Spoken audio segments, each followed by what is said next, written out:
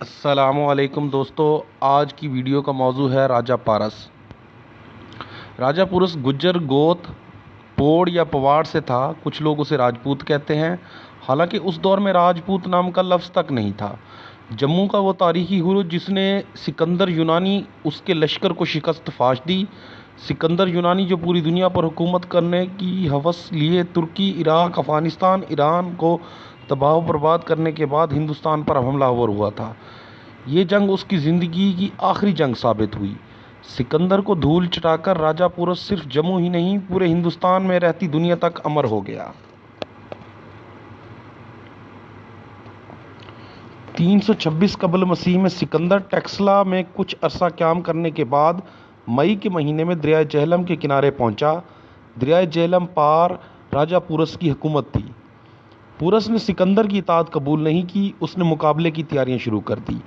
راجہ پورس کی فوجوں کی تعداد 50,000 تھی اور دریا کے دوسرے کنارے صف آراستہ تھی۔ راجہ پورس کی فوج میں 200 ہاتھی، 300 رتھ، 4,000 سوار، 30,000 پیادے تھے۔ پورس کی کوشش تھی کہ وہ یونانی دریا پار نہیں کریں۔ سکندر کو پورس کے جنگی ہاتھیوں سے خطرہ تھا، مگر اسے ہاتھیوں کے مقابلے میں اپنے گھڑ سواروں پر پر اعتماد تھا۔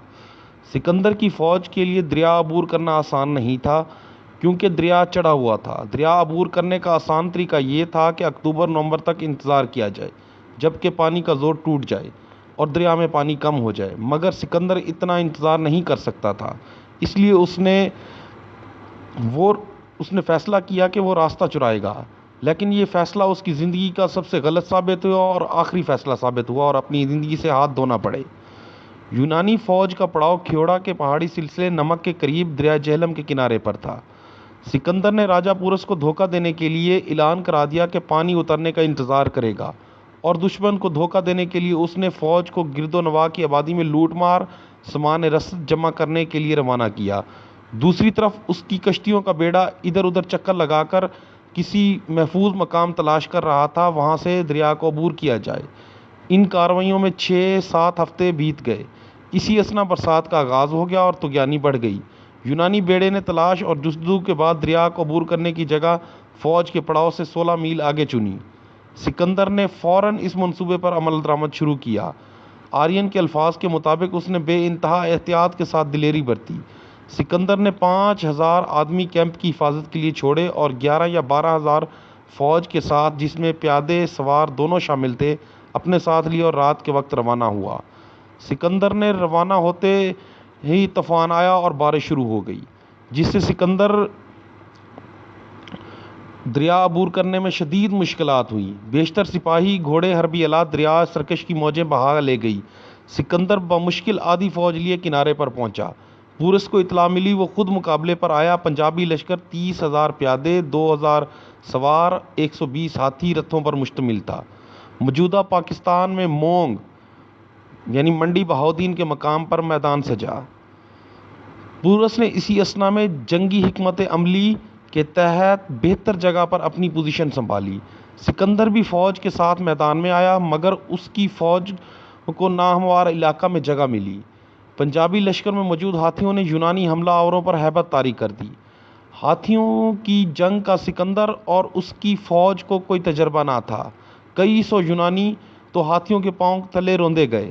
پورس 6.5 فٹ قد کا اونچا، مضبوط اور توانا آدمی تھا۔ انتہائی مضبوط اعصاب اور جنگی حکمت عملی کا ماہر بھی ثابت ہوا، اور پورس کی بہادری پورے ہند میں مشہور ہو گئی۔ دوران جنگ ایک پنجابی جنگجو کیشر وریا کا برچھا سکندر کو جا لگا اور وہ زخمی ہو گیا۔ سکندر کے زخمی ہونے پر یونانی فوج کی ہمت جواب دے گئی، انہوں نے جنگ روکنے کی درخواست کر دی۔ یونانی مورخین نے بعض جگہ سکندر کو فاتح لکھا ہے۔ کہا ہے کہ پورس نے گرفتار ہونے کے بعد سکندر کو کہا کہ میرے ساتھ ویسا سلوک کیا جائے جیسا ایک بادشاہ دوسرے بادشاہ کے ساتھ کرتا ہے۔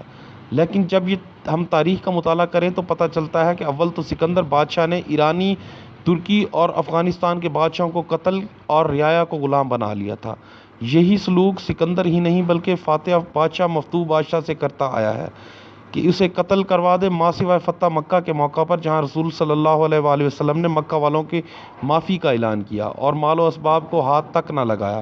لیکن سکندر تو ظالم اور ملک گیری کی ہوس میں مبتلا تھا، پھر تو یہ ناممکن اور محض مفروضہ ہے۔ راجہ پورس اس جنگ کے 40 سال بعد تک نہ صرف زندہ رہا بلکہ پنجاب کا حاکم بھی رہا۔ اس کے بعد اس کی نسل بھی حاکم رہی اور سلطنت کی سرحدوں میں اضافہ ہوتا گیا، مگر سکندر یونانی کی زندگی کی آخری جنگ تھی۔ اس جنگ کے چند ہی دن بعد اس کی موت ہو گئی۔ سکندر کی موت کے ساتھ ہی یونانی سلطنت کا شیرازہ بکھر گیا۔ یونانی سپہ سالاروں میں خانہ جنگی شروع ہو گئی اور سب علاقہ بشمول ایران، افغانستان، ترکی جو سکندر نے فتح کیا تھا، چند ماہ کے اندر ہی یونان کے مرکزی حکومت کے ہاتھ سے نکل گیا۔ سکندر یونانی سے جنگ میں راجہ پورس کا بڑا بیٹا راجہ امر مارا گیا۔ شہزادے کی موت پر چند درباریوں نے راجہ پورس سے افسوس کا اظہار کیا تو مہاراجہ نے وہ تاریخی جملہ کہا کہ پوٹھوار کی حفاظت کے لیے لڑنے والا ہر سپاہی میرا بیٹا ہے۔ مورخین لکھتے ہیں کہ یونانی فوج کی پسپائی کے بعد جنوب مغرب میں یونانیوں کے زیر قبضہ 33 شہر بھی راجہ پورس کی ریاست میں شامل ہو گئے۔ بعض یونانی مورخین نے